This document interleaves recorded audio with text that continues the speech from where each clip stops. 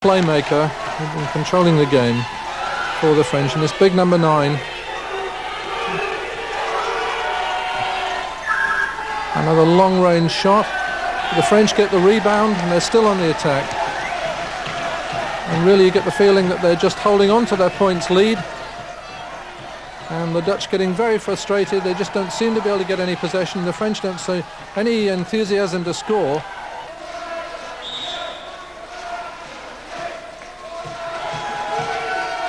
The ball in off the side. And the Dutch coach trying to get his team moving. They just don't seem to have any answer to the French. Well, that certainly isn't the answer. A body tackle. The number 11 there, Mashigiani, really squaring up. Are you crazy, he said? Are you loco? And Guillaume of Holland looks a little bit sheepish. But whistled up for that. And now this could be the last chance for the Dutch. A throw in from the side. And very good defence by the French. The seconds are ticking away. And the Dutch miss. And really the French now are just playing out the clock. They just need to keep possession now, and victory is pretty well assured. And that was a very loose pass.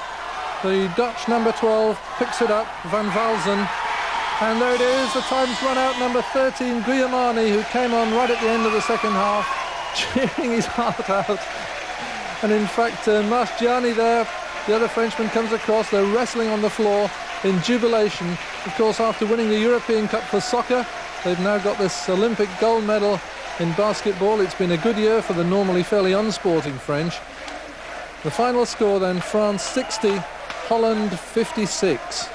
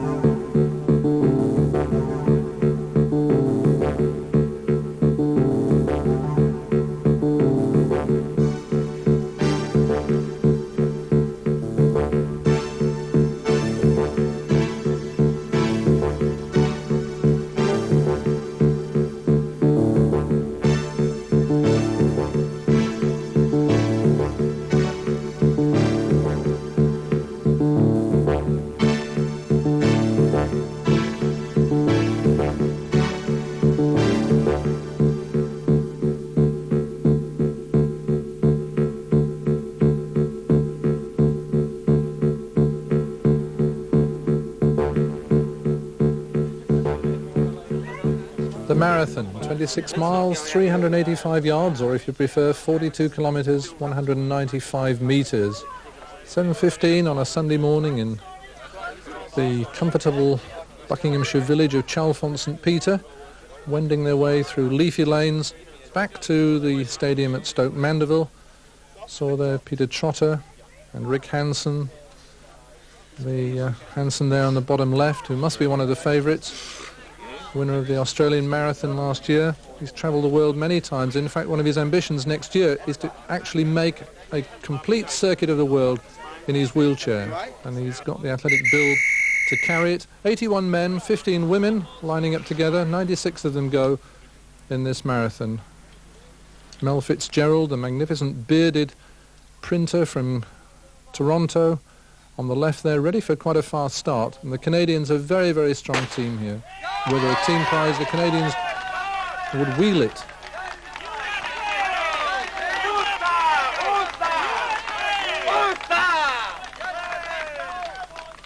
And so they're away. It's a fairly flat course. There are one or two hills, but generally speaking it should be fairly fast. And it's Rick Hansen and Fitzgerald of Canada away right off the front. Immediately they've decided to make a break to get away from the Australian trotter, who probably presents the biggest threat. And it's obvious the two Canadians, although they're wearing different vests, they are from the same country. And the break has absolutely split the field, and 3 Australians are left back there in the chasing group. And the athlete from Bahrain already looking a little tired. The Italian here, just like a cycle race, leading a group of 6 behind him. They're all running in single file to cut down any kind of wind resistance, though it's a very mild morning and conditions really very good. It's warm but not too warm, and a chance here for the two Canadians to give themselves a really fast time. They've obviously decided to share the pacemaking, and behind them you can see that on this little incline it's really hard work taking a chair up some of these slopes. But generally speaking, it's not the most grueling course. It is fairly flat. The biggest problem could be pollution from the exhaust of those cars. At 3'6", it's right at your nose level. But the leaders are well away. But behind them, quite an interesting situation developing. The three Australians who are in about 7th, 8th and 9th place have made a break to get away from the Italian behind them. And in this group here, Vigar of Canada in the white with Peter Trotter, that familiar headband, and Ron Minor of Canada are in 3rd, 4th, 5th, 6th and 7th places. But no real chance, I don't think, of getting through unless they really work for each other to catch up with these two leaders, because they're looking really forward. One of the things with a physical disability, like being in a wheelchair, is that it's so visible. People can see it. Oftentimes they imagine it to be much worse than it is. But you know, we all will have certain traumatic things that happen to us in a lifetime. It might be the death of a family member, or perhaps a divorce or a bankruptcy, or perhaps a problem with alcohol. Disabled people reflect the same values that society has in general. And if the expectations are low, they don't expect us to be healthy, don't expect us to be independent, then by and society should expect of us the same that they would of anyone else.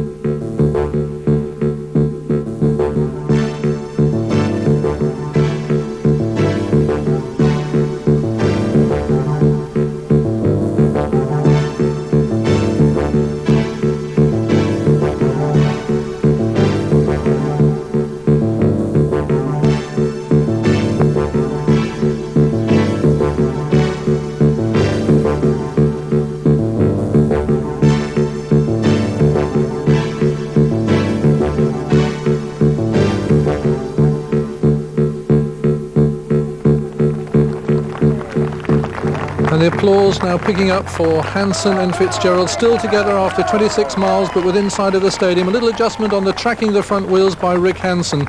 These are fairly sophisticated machines that they're racing in. And the crowd assembled in the stadium, welcoming them in. They can hear the police outriders. And now just a sprint down the home straight, and after all this distance, still together, Hansen on the left, Fitzgerald on the right, and Hansen's going to win the marathon by almost as close a margin as he won the 1,500 metres. And it's one of the fastest marathons ever, under 1 hour 50 minutes. Incredibly fast time. That's averaging around 15 miles an hour. And Hansen winning by just under 2 seconds after all that distance from Fitzgerald, with Vigar making it 1-2-3 for Canada. Oh, it all to Mel. Mel and I worked the whole way. We traded off, and we broke the guys early. We just hoped we could hang on, and we're two old men, and we got pretty lucky. We're going to get ready for LA. We have a race in Los Angeles at the Olympics, 1,500 meters. Both Mel, myself, and Andre. So the 1-2-3 finishes in the marathon. We're going to be trying our luck at some shorter distances. Got our work cut out for us with the Belgians and the Australian. Well, what a breakthrough for disabled sport to come here to the Olympic Games, to a completely packed Coliseum, over 90,000 people. They will really have their first taste of top-class international racing in wheelchairs. What a wonderful sight this Olympic Stadium is, with the great peristyle down the end, and then the horseshoe of well over 90,000 people. And this is a marvellous field. Peter Trotter of Australia on the inside for this 1,500 metres. Mel Fitzgerald, who was second in the Stoke Mandeville Marathon, in lane 2. Jim Martinson of the USA in lane 3, with those very flashy leather gloves. Jürgen Geider from West Germany, who does everything from the sprint to the marathon. Randy Snow, one of the most experienced international racers, with the beard. Then Andre Vigar from Canada, third in the marathon in Stoke Mandeville. A powerfully built athlete. Rick Hansen Next to him in lane 7 from Canada, who won 9 goals in the Pan American Games, Pan American Paralympics. And then Paul van Winkel of Belgium on the outside, again with a little protection around the biceps to stop any chafing from the wheel. And Van Winkel, possibly the favourite. Certainly Hansen feels that the Belgians are well prepared, and that this will be our real first sight of Van Winkel. 8 of them lined up in this men's 1500 metres.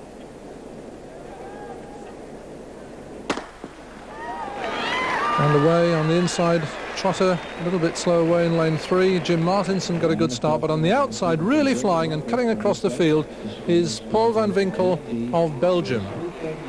And he's already opened up a 3-metre lead on the field. It's not sports for the disabled. It's just sports.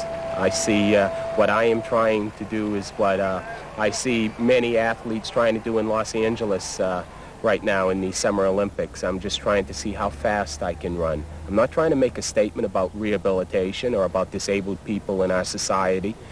Maybe that's a byproduct, and if that be the case, fine. But basically, I am just an athlete, and I run as fast as I can, and I train as hard as I can, and my challenge is that of an athletic challenge to see how good I can be.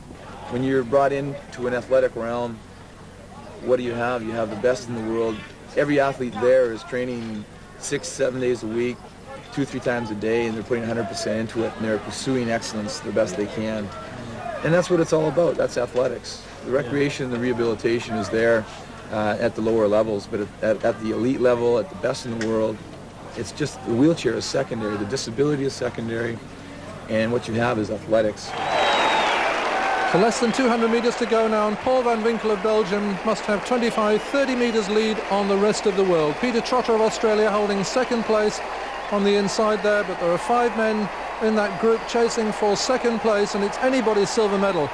But out in front, and the crowd rising to acknowledge this performance of power and speed, is Paul van Winkel of Belgium. Now 30 metres clear, it's Randy Snow of America who's leading the chase in second place now. Vigar of Canada is third, but the winner, not a world record, but a fast time under 4 minutes, 3:58.58. Paul van Winkel of Belgium. He led from the gun right to the tape.